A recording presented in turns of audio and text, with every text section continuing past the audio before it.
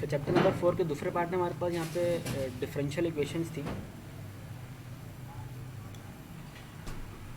तो इसमें सबसे पहले ना हमने बेसिकली इक्वेशन ही सॉल्व करनी होंगी और सिंपलेस्ट पार्ट है काफ़ी ज़्यादा नहीं। इक्वेशन को यहाँ पे दो टाइप में डिवाइड किया हुआ है। एक हमारे पास होमोजेनियस होती है, दूसरी नॉन होमोजेनियस इक्वेशन होती हैं। तो होमोजेनियस इक्वेशन क्या, जिसमें इक्वल टू के बाद जीरो आ रहा होता है, और नॉन होमोजेनियस में जिसमें इक्वल टू के बाद जीरो नहीं आ रहा होता। तो इसको सॉल्व करना देखते हैं। सबसे पहले जैसे डायरेक्ट एग्जांपल स्टार्ट करते हैं। जैसे मेरे पास एग्जांपल है, ये उन्होंने शुरू से क्या मुझे दी हुई है, एक होमोजेनियस इक्वेशन दी हुई है। इसमें करना सिर्फ ये है कि आपने जो ये होगा ना वाई के प्लस 2 लिखा होगा, आपने वाई और के को ना रिप्लेस कर देना ई से। वाई और के रिप्लेस हो गया ई से, और जो 2 जो भी लिखा होगा ना, +2 या +1 जो भी लिखा हो, आपने वो इसकी पावर को दे देना है। जैसे यहाँ पे अपने इसकी पावर को दे दिया,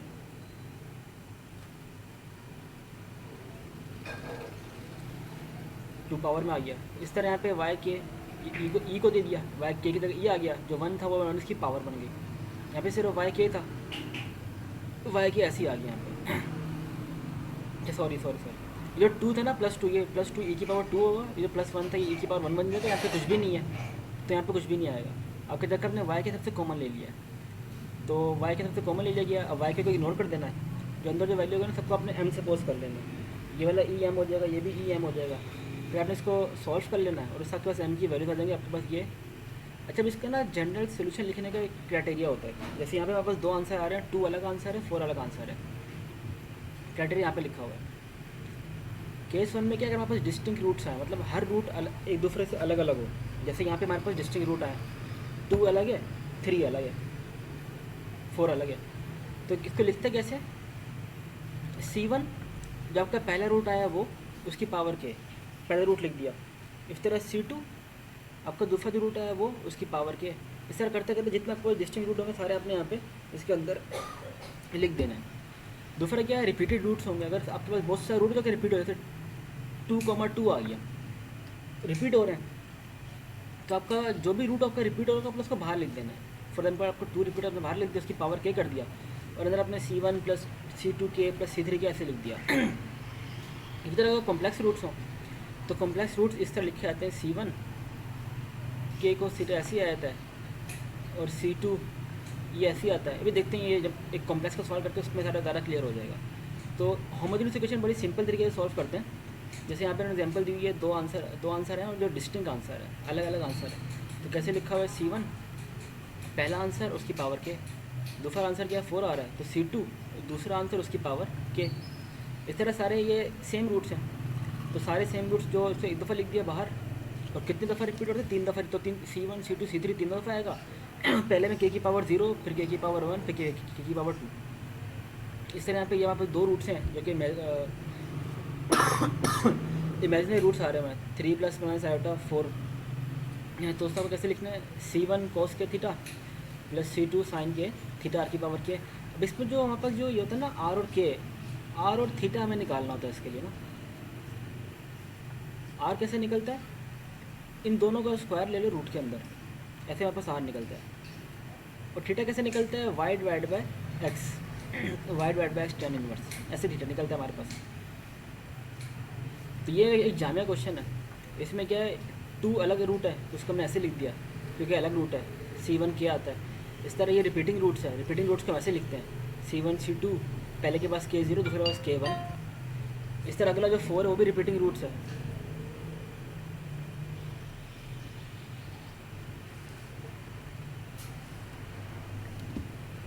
इस तरह ये भी है, ये भी रिपीटिंग रूट्स है आपके पास। इस तरह अगला 4 है, रिपीटिंग रूट्स का आपने के की पावर 0, के की पावर 1, के की पावर 2, ये अलग डिस्टिंक्ट रूट है, तो उसका आपने ऐसे लिख दिया। अच्छा, सी चलता रहेगा, सी बढ़ता रहेगा, C1 फिर C2 फिर C3 फिर C4 फिर C5 फिर C6 फिर C7। इस तरह के ये भी आपके पास डिस्टिंक्ट रूट है, ये आपके पास 6 आ गया।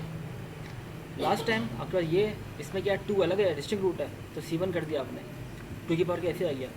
ये आपके पास रिपीटिंग रूट है, रिपीट हो रहे हैं, तो आपको C2 C3 ऐसे कर, के की पावर 0, के की पावर 1, आपके पास ये रूट आ गया।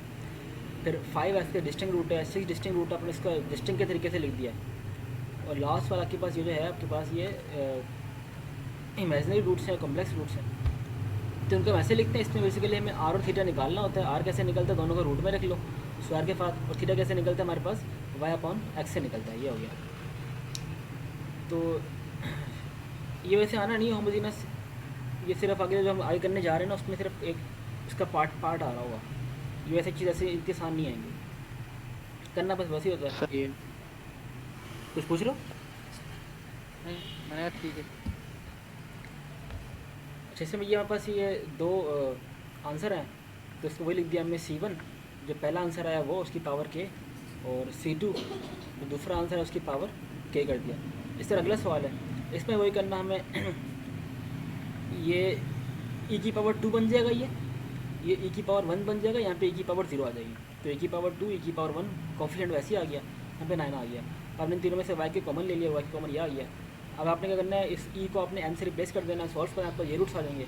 रूट जो है वो रियल एंड रिपीटेड है, तो इसमें जो आपको वही कांस्टेंट पहले में k की पावर 0, दूसरे में k की पावर 1, और आपको जो रूट रिपीट हो रहे हैं ना वो लिख देना, उसकी पावर k कर देना।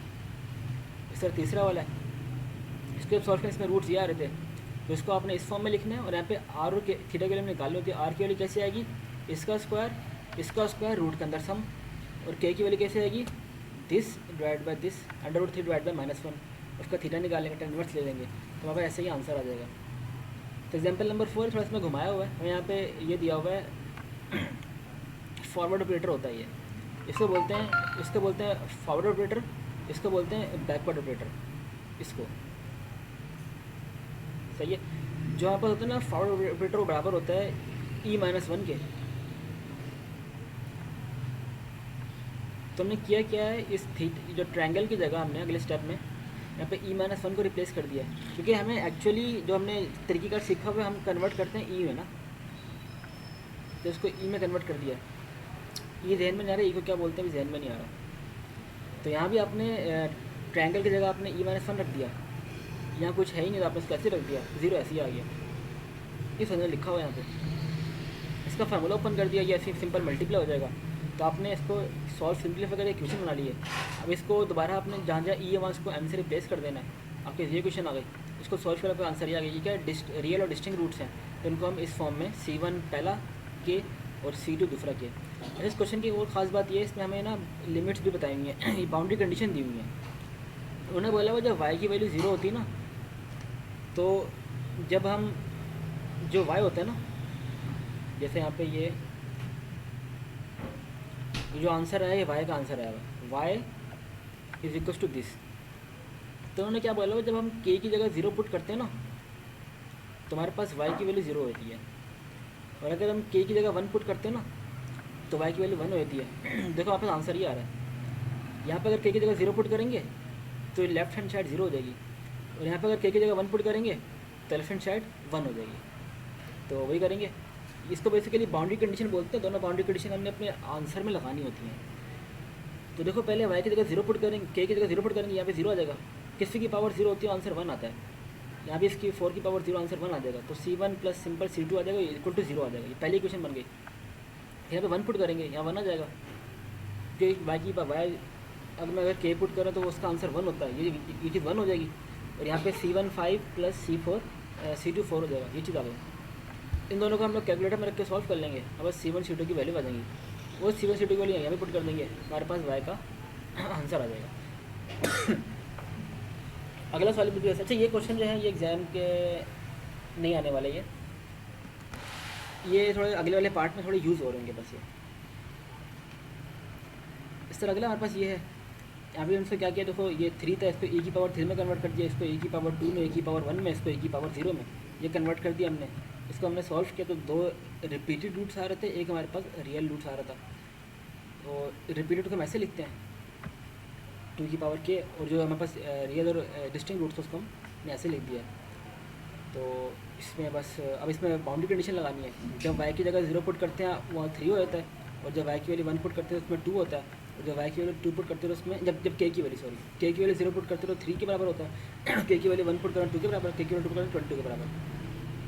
तो हमने वही किया, पहले y की वैल्यू 0 पुट की है, 3 आ गया, लेफ्ट हैंड साइड 3 हो गई, और यहाँ पे सारी वैल्यू 0 हो गई थी, ये भी 0 हो गया, k की पावर 0 1, ये भी ज़ीरो हुआ था, उसने इसको कैंसिल कर दिया, C2 ख़त्म कर दिया, सिर्फ C1 C3 बच गया।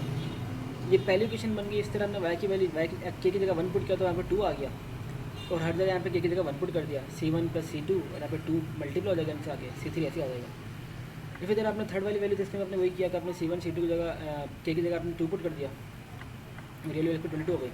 तो तीनों कैसे बनेंगी, तीनों का आपने कैपिटल रखना है, सॉल्व करना, आपके C1 C2 C3 की वैल्यू आ जाएगी। वो वैल्यू आपने यहाँ पुट कर देना, आपका आंसर आ जाएगा। ये कुछ सिंपल सी प्रैक्टिस प्रॉब्लम है, असल चीज़ ये है। और हमारे पास आता है नॉन होमोजेनियस इक्वेशन, जिसमें इक्वल टू के बाद ज़ीरो नहीं होता। तो ये आती है एग्जाम में, जिसको इसके बाद बहुत सारे केसेस हैं। पहला हमारे पास है एक्सपोनेंशियल केस। एक्सपोनेंशियल केस से मुराद क्या है कि इक्वल टू के बाद ना हमारे पास कोई एक्सपोनेंट लिखा होगा। जैसे एग्जांपल दिखाऊँ मैं,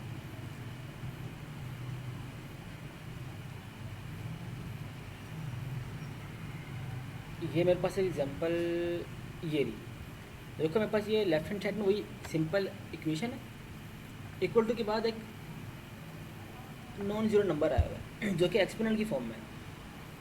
नॉन जीरो होमोजेनियस इक्वेशन में ना कैटेगरी आती है। फिर सबसे पहले एक्सपोनेंशियल पढ़ेंगे, फिर ट्रिग्नोमेट्रिक पढ़ेंगे, फिर एक दो केसेस और भी आएंगे, तो सारे इसके अंदर स्टडी करेंगे। सबसे पहले हमारे पास ये नॉन होमोजेनियस इक्वेशन है, और ऐसी नॉन होमोजेनियस इक्वेशन जिसमें हमारे पास इक्वल टू के बाद एक्सपोनेंट आ रहा है। तो इसको सॉल्व करने का एक तरीकाकार होता है। सबसे पहले करना क्या है कि हमें इस इक्वेशन के ना दो सोल्यूशन निकल के आते हैं, एक होमोजेनियस सोल्यूशन आता है और एक इसका पर्टिकुलर सोल्यूशन आता है। इन दोनों को सम करते तो हमारे पास अपना जनरल सोल्यूशन आ जाता है। तो जो मैंने कहा था ना कि होमोजेनियस पार्ट अकेला नहीं आता, ये अगले वाले सवालों के लिए मिलकर आता है अगले वाले सवाल के साथ। तो पहले हमें होमोजेनियस पार्ट ही निकालेंगे, लेट कर लेंगे इसको जीरो के बराबर, जो हमने लास्ट क्वेश्चन में देखा है वो चीज़ यहाँ पे होगी। तो ये फिर पर्टिकुलर इंटीग्रल वेरी करता है कि आपकी कौन सी किस्म की आपकी नॉन होमोजेनियस इक्वेशन है।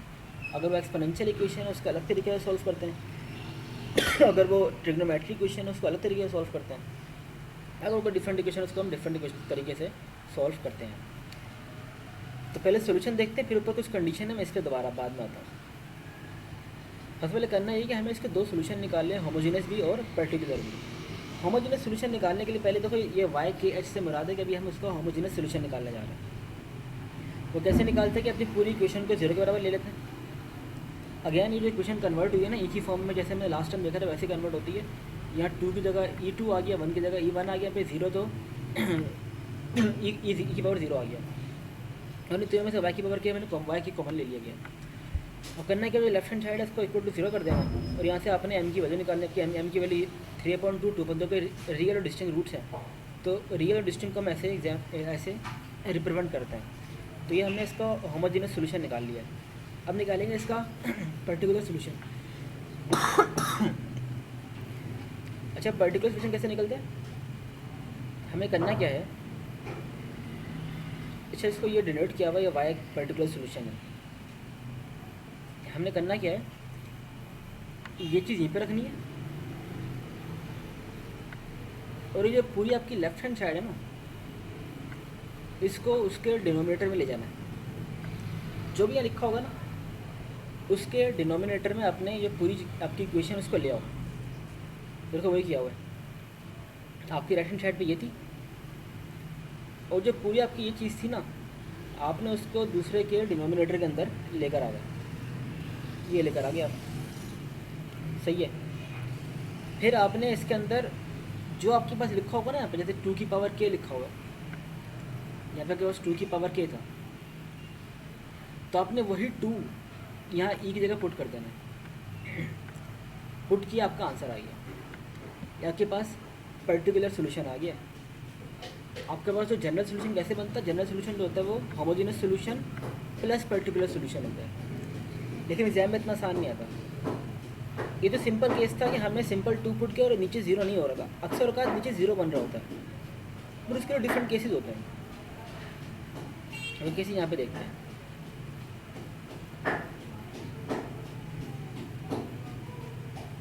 होता ये, अभी हमने किया ये वाला केस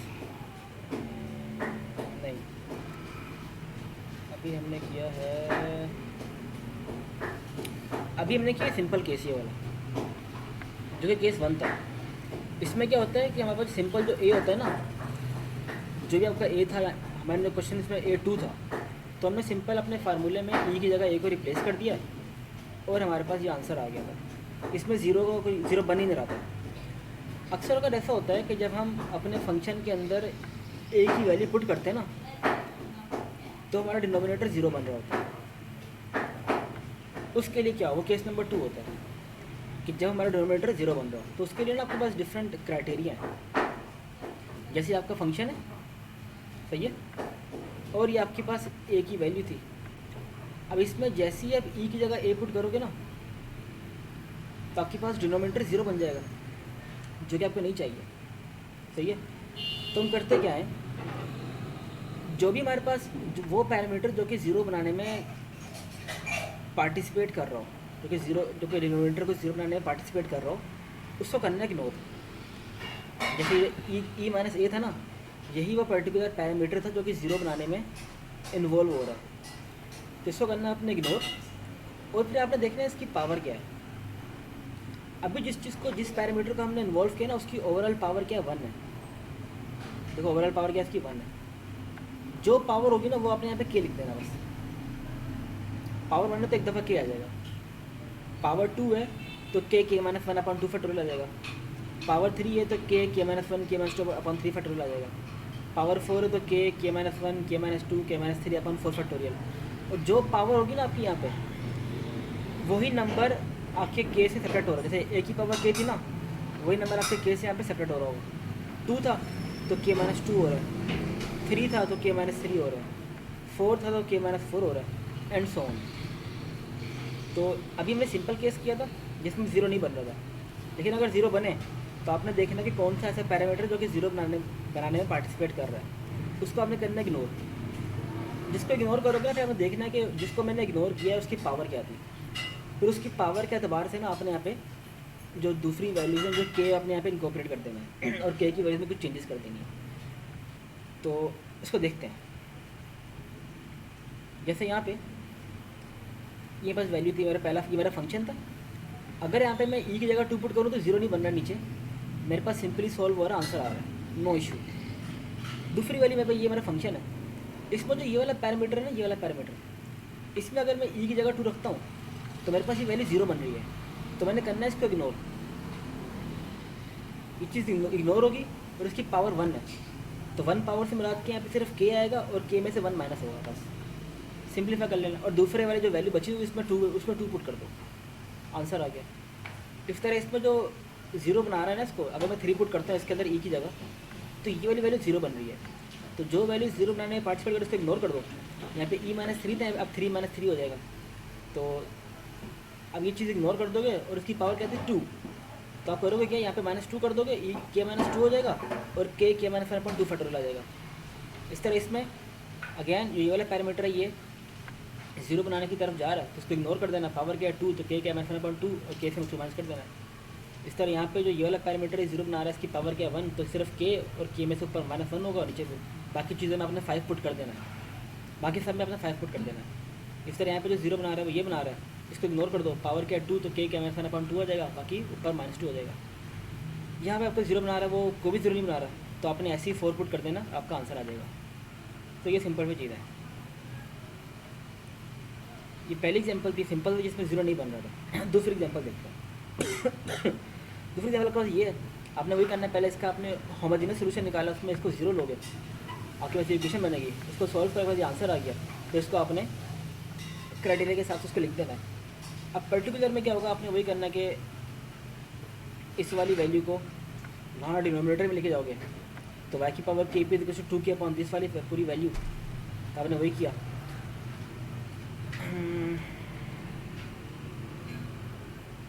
देखो आपने वो किया, इसको नीचे लेकर आ गए, आपका वो फंक्शन था, इसको आपने थोड़ा क्लोज किया किसी फार्मूले के अंदर। ये लिखा हुआ है a² - 2ab + b² लिखा हुआ है, तो आपने उसको a - b को होल स्क्वायर में कन्वर्ट कर दिया। अब ये वो पैरामीटर है जो कि ज़ीरो बना रहा है, अगर मैं इसमें 2 पुट करूँ तो आपने इसको इग्नोर कर देना। इसकी पावर क्या है 2, तो के में से भी -2 होगा और के माइनस 1/2 फैक्टोरियल आ जाएगा, तो आपने सारी वैल्यूज पुट कर दिया, आंसर आ गया। ये आपके पास पर्टिकुलर सोल्यूशन है। ओवरऑल जनरल सोल्यूशन क्या होता है, दोनों का सम होता है, हम दोनों का सम करते हैं, आंसर आ गया। हो गया सॉल्व। एग्जाम्पल नंबर 3, ये वही है, इसको आपने पहले इसका होमोजेनियस सॉल्यूशन निकालना है, इसको जीरो सपोज करोगे, जीरो सपोज करके आपको इक्वेशन आएगी, इसके बाद अपने एम की वैल्यू निकालनी है, उसको आपने फिर जो होमोजेनियस सॉल्यूशन की बात है उसका में रख देना है। फिर आप निकालोगे इसका पर्टिकुलर सॉल्यूशन। पर्टिकुलर सॉल्यूशन कैसे निकालते हैं, आपकी ये चीज़ होगी, इसके नीचे आप ये पूरी चीज़ को ले जाओ, डिनोमिनेटर में आ जाएगा, फिर उसको आप कॉम्पैक्ट फॉर्म में लिखो। इसका आपने बेसिकली क्वाड्रेटिक फॉर्म में लिखना है। अच्छा, इसको लिखें कैसे क्वाड्रेटिक फॉर्म में ना, आपने करना ये है कि इसको आपने सॉल्व करना है, कैलकुलेटर में वैल्यू रखनी है इसकी। कैलकुलेटर में इक्वेशन का ऑप्शन आता है, उसमें आपने ये इक्वेशन लिखनी है। आपको आंसर में आपको 3 आंसर आएंगे। आपका एक आंसर +1 आ रहा होगा, एक आंसर +2 आ रहा होगा, एक आंसर +3 आ रहा होगा। अगर आप ये पूरी इक्वेशन में कैलकुलेटर में रखोगे तो आपने करना क्या है, पहली वैल्यू E-1 हो जाएगी, दूसरी वैल्यू E-2, तीसरी वैल्यू E-3। देखो ये E-1 E-2 वैसे आया। इस तरह अगले ऊपर वाले स्टेप में ना आप इस इक्वेशन को रखना कैलकुलेटर में, इक्वेशन वाले ऑप्शन में। तो ये मोड से जाके इक्वेशन का ऑप्शन आता है, उसमें क्वाड्रेटिक सेलेक्ट करके रख देना, और इसमें आपका आंसर सिर्फ 2 आ रहा होगा। सही है, तो आपका भी आपने इसको यहाँ पे M-2 कर दिया। ये जो सिंपल भी आपको लग रहा है कि A² - 2A + B² बन रहा है, इसमें थोड़ा मुख्तलिफ है। अच्छा, एक और तरीका भी होता है, नेट पे सर्च कर लेना, एक और डिवीज़न होती है सिंथेटिक डिवीज़न। सिंथेटिक डिवीज़न वो भी सीख लेना, वो काम आ जाएगी सही। इसके रूट्स निकालने के लिए। सही है, सिंथेटिक डिवीज़न होती है, वो देख लेना। बेसिकली हमने इंटर में सीखी थी, एक ऐसे कुछ चीज़ बनाते हैं, यहाँ पे नंबर लिखते हैं, नीचे से लाइन आती है, उसको नीचे बुलाते हैं, फिर पूरी सीरीज चलती है। तो इसमें सॉल्व करना ज़्यादा आसान होता है, उसमें वो लाजमी देख लेना, उससे आप ये रूट्स आराम से निकाल सकते हो। नहीं तो कैलकुलेटर का ऑप्शन भी है, उससे भी कर सकते हो। कैलकुलेटर में एक जगह फंस सकते हैं। कैलकुलेटर में अक्सर बात ना, फॉर एग्जाम्पल इससे अगर मेरे 2 आंसर आते हैं, इसमें अगर 1 और 3 आंसर आ रहा होता, तो कैलकुलेटर हमें ये 1 2 दफ़ा नहीं दिखाता, सिर्फ एक दफ़ा दिखाता है। सही है, तो कैलकुलेटर सिर्फ हमें 1 और 3 दिखाता है। अब हमें पता नहीं होता इसमें कि रिपीटिंग रूट्स कौन से हैं, तो इससे हमारा पूरा आंसर गलत हो सकता है। इसीलिए ये सीख लेना, ये काफ़ी हेल्प करेगी। सिंपल है, 5-10 मिनट की वीडियो में देखोगे, सीख जाओगे। तो आपने इसको ये होमोजेनियस सॉल्यूशन लिखा, फिर इसका हम निकालना है पर्टिकुलर सॉल्यूशन। कैसे निकालते हैं, ये पूरी वजह यहाँ पे नीचे आएगी, नीचे रखी, आपने इसको अपने फैक्टर में ब्रेक किया। अब इसमें 3 जो ये वाला पैरामीटर है, ये पार्टिसिपेट कर रहे हैं इस पूरे को 0 बनाने में, इसको इग्नोर कर देना। इसकी पावर क्या 1, तो सिंपल K आ जाएगा, और नीचे कुछ भी चेंज नहीं करना, सिंपल आपने 3 के लिए पुट कर आपका आंसर आ जाएगा। अच्छा, फिर ये हमारा पहला पार्ट इसका कंप्लीट होगा, जिसमें हम यूज़ करते हैं एक्सपोनेंशियल फॉर्म। दूसरा पार्ट है हमारे पास जिसमें होता है ट्रिग्नोमेट्री। इसमें या तो साइन होता है या कोस आता है। जैसे हमारा क्वेश्चन है, नीचे पीछे वही इक्वेशन है, इक्वेशन के बाद या तो कॉस होगा या साइन होगा। सही है। यहाँ पे हमारे पास कॉस है, तो इसको सॉल्व करने का भी तरीक़ेकार है। तरीक़ेकार ये है, सबसे पहले वो इसका होमोजेनियस सॉल्यूशन निकालेंगे जैसे पहले निकालते आ रहे हैं। फिर हमने वही करना है कि चलो यहाँ से दिखाता हूँ। सबसे पहले आपने निकालना है इसका होमोजेनियस सॉल्यूशन। आपने इसको कन्वर्ट लिखा, एक ही फॉर्म में लिखा, फिर आपने इसको 0 तस्वर किया, और आपने इसका सोल्यूशन निकाला, होमोजेनियस सॉल्यूशन आ गया। अब बात आती है पर्टिकुलर सॉल्यूशन की। पर्टिकुलर सॉल्यूशन के लिए ये चीज़ यहाँ पर नीचे आ जाएगी, तो देखो वही हुआ कॉस थीटा, और ये चीज़ नीचे आ गई।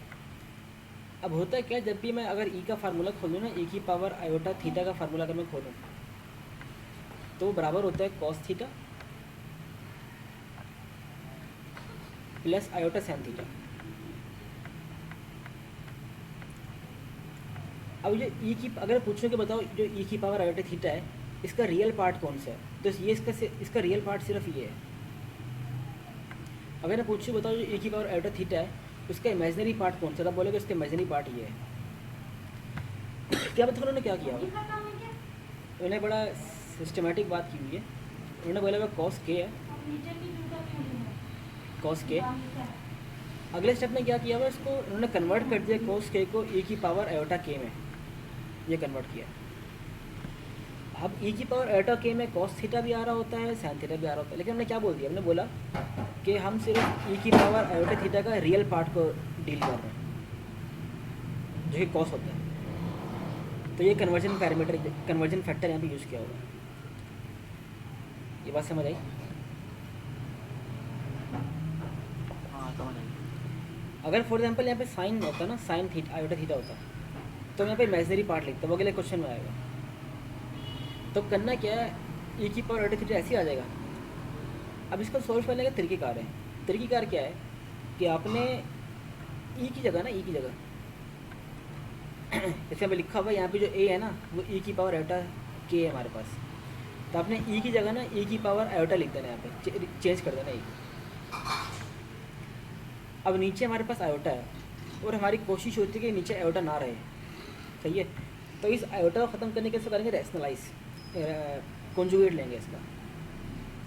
तो वो कैसे लेते हैं, हम ई की पावर जो भी आयोटा लिखा, जो भी लिखा होगा ना ई की पावर जो भी लिखा होगा उसको माइनस कर देना और इससे मल्टीप्लाई डिवाइड कर देते हैं। यहाँ पे ई की पावर आयोटा लिखा हुआ है तो यहाँ पे इसको ई की पावर माइनस आयोटा -1 से मल्टीप्लाई डिवाइड करा देना। देखो इसको मैंने ई की पावर माइनस आयोटा -1 से मल्टीप्लाई डिवाइड करा दिया। जो भी यहाँ पे लिखा हो इसकी पावर में जो भी लिखा हो, फॉर एग्जाम्पल 3 आयोटा लिखा होता है तो आपने इसको ई की पावर -3 आयोटा -1 से मल्टीप्लाई डिवाइड कराना। जो भी लिखा हो उसको फॉर एग्जाम्पल लिखा होता है ई की पावर माइनस आयोटा लिखा होता है यहाँ पे, तो अब इसको मल्टीप्लाई डिवाइड करते हैं ई की पावर आयोटा -1 अपॉन ई की। तो अगर फिर में लिखा होता है ई की पावर माइनस आयोटा, तब इसको मल्टीप्लाई डिवाइड कराते हैं ई की पावर आयोटा -1 से। तो जो भी अभी लिखा उसको साइन चीज़ करते मल्टीप्लाई डिवाइड करा दो। अब इसको सिंपल मल्टीप्लाई करना है, इससे मल्टीप्लाई होगा, फिर ये इससे मल्टीप्लाई होगा, इसी तरह 1 पहले इससे मल्टीप्लाई होगा, फिर ये 1 जाके इससे मल्टीप्लाई होगा। तो आपने वही कर दिया, सबको मल्टीप्लाई कर दिया। जब ये ई की पावर आयोटा इससे मल्टीप्लाई होगा ना तो बेसिस सेम पावर ऐड और आयोटा से आयोटा कैसे 1 बच जाएगा, सिर्फ ये 1 आ गया। इसी तरह जब इससे मल्टीप्लाई होगा तो माइनस ई की पावर आयोटा, ये माइनस ई की पावर आयोटा ये रहा। इससे जब -1 इससे मल्टीप्लाई होगा तो ये हो जाएगा माइनस ई की पावर माइनस आयोटा, ये आ गया। दोनों से माइनस कॉमन ले जाइए और जब -1 × -1 होगा तो +1 बच जाएगा, ये चीज़ आ गई। और ऊपर जब इसको मैंने मल्टीप्लाई किया दोनों से तो पहले में दोनों की बेसिस सेम पावर ऐड हो गई और दूसरे में ये आ गया। दोनों की बेसिस सेम है, ई की पावर आयोटा के माइनस आयोटा आ जाएगा, दोनों से हमने आयोटा कॉमन भी ले लिया तो ये आ गया। और अगले में ई की पावर आयोटा के आ गया ये माइनस साइन के साथ। अब देखना अगला स्टेप थोड़ा इंपॉर्टेंट है। अब होता है कि हमारे पास जो कॉस z होता है ना वो ई की पावर आयोटा z प्लस ई की पावर माइनस आयोटा z/2 होता है। ये फार्मूला याद करना पड़ेगा। इसी तरह फार्मूला साइन के लिए भी होता है। साइन के लिए यहाँ माइनस आ जाता है, सही है। तो करना क्या है, ये जो लिखा हुआ है ना, अब हमें नीचे बेसिकली आयोटा हमें चाहिए ही नहीं। हमने जो पूरा ये स्टेप किया ना, ये बेसिक सिर्फ नीचे आयोटा हटाने के लिए किया हुआ है। तो इसको हमने रिप्लेस कर दिया cos 2z से, सही है। यहाँ पे हमारे पास जो z है, z बेसिकली आयोटा के साथ जो भी होता है ना वो z होता है। यहाँ पे z 1 है हमारे पास, आयोटा के साथ कुछ नहीं तो 1 है। तो इसको हमने रिप्लेस कर दिया इस वाले पैरामीटर को 2 cos 1 से, और ये 1 + 1 2 बन गया, ये हो गया। अब हमें जो, क्योंकि हमें question in term of cos दिया था या साइन दिया होगा, तो हम इसको आंसर भी इन टर्म ऑफ कॉस या साइन देंगे। तो जो ई की पावर आयोटा थीटा होता है वो बराबर होता है cos theta plus iota sine theta के। यहाँ भी ई की पावर आयोटा थीटा को हमने रिप्लेस कर दिया cos theta plus iota sine theta से। नीचे वाली वैल्यू ऐसी आ गई। थोड़ा सिंप्लीफाई करके हमारे पास ये इसका पर्टिकुलर सोल्यूशन आ गया। जनरल सोल्यूशन कैसे लिखते हैं, दोनों को सम कर देगा, दोनों को मैं सम कर दिया, यहाँ पर जनरल सोल्यूशन ये आ गया। तो इसमें बस टिपिकल चीज़ ये है कि आपको ये वाला स्टेप थोड़ा इसमें जो मुझे लग रहा है कि इसके वजह मल्टीप्लाई करते हैं ना, उसमें आपको ये जो चीज़ बनानी होती है ना, ये कॉस थीटा कैसे बनाया जाए, बस वो टिपिकल है, बाकी सब सिंपल है। इसमें साइन क्या आ गया, अगेन सबसे पहले हम इसको होमोजेनियस सोल्यूशन निकालने से क्या करेंगे, इसको 0 सपोज करेंगे और सॉल्व कर लेंगे, इसका आंसर आज निकाल लेंगे। इसको 0 तस्वुर किया और हमने सॉल्व कर लिया। इसी तरह अब इसका हमने पर्टिकुलर सोल्यूशन निकालना है। पर्टिकुलर सोल्यूशन के लिए वही करना है ये पूरी चीज़ यहाँ पे नीचे आ जाएगी। देखो नीचे आ गया, साइन के और नीचे आ गया। अब हमने साइन के को रिप्लेस कर दिया ई की पावर आयोटा के से, और हमें पता है जो साइन होता है ना वो इसका इमेजनरी पार्ट होता है, तो हमने यहाँ पे आई एम लिख दिया। अब वही है, हमने ई की पावर जो ई लिखा हुआ तो उसको हमने रिप्लेस कर देना है ई की पावर आयोटा से। देखो वही किया हुआ है। अब क्या होता है, जो भी यहाँ लिखा होता है ई की पावर 2 आयोटा लिखा हुआ है, अब इसको हमने मल्टीप्लाई डिवाइड कराना है ई की पावर -2 आयोटा +1 से, तो उसको हमने मल्टीप्लाई डिवाइड कर दिया ई की पावर -2 आयोटा +1 से। सिंप्लीफाई किया, इसको सिंपल मल्टीप्लाई किया ऐसे ऐसे करके, तुम्हारे पास दोबारा ये चीज़ कॉमन आ रही थी। हमें पता है कॉस जेड बराबर होता है ई की पावर डेल्टा जेड प्लस ई की power minus delta Z upon 2 Z. यहाँ पे जो जेड है हमारे पास वो 2 है, यहाँ पे जेड हमारे पास जो 2 है, तो यहाँ पे थीटा की जगह 2 आ गया और ये 2 यहाँ पे जाके मल्टीप्लाई हो गया, ये 1 + 1 2 हो गया। यहाँ पे ई की पावर आयोटा थीटा लिखा हुआ है, तो जो cos theta plus iota sine theta, यहाँ पे लिखा हुआ है ई की पावर आयोटा थीटा, तो cos theta plus iota sine theta. और बाकी आपके इसको थोड़ा सिंप्लीफाई किया ये वाला आ गया, इसका पर्टिकुलर सोल्यूशन ये आ गया। तो आपके पास जिसका आंसर आ गया, जिसके अंदर जनरल सोल्यूशन ये है, पर्टिकुलर सोल्यूशन आपके पास ये है। बाकी ये होमवर्क है,